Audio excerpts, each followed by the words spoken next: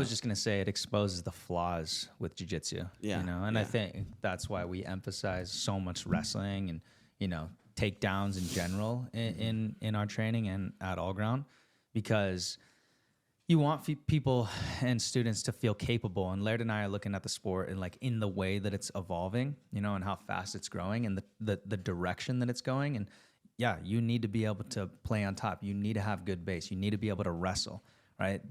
Especially just from a combat standpoint. I mean, Laird and I both fought. Like, you don't want to have a weak base and end up on your back if you don't need to be there. Yeah. You know, and then when you're on top, you have gravity on your side as well, right? So being on top, you can conserve energy, you know, you can weigh on your partner. And I think it's the reason like a lot of the Dagestani wrestlers just beat the shit out of a lot of grapplers, you know? Because they just have that base, that pressure. And like just having these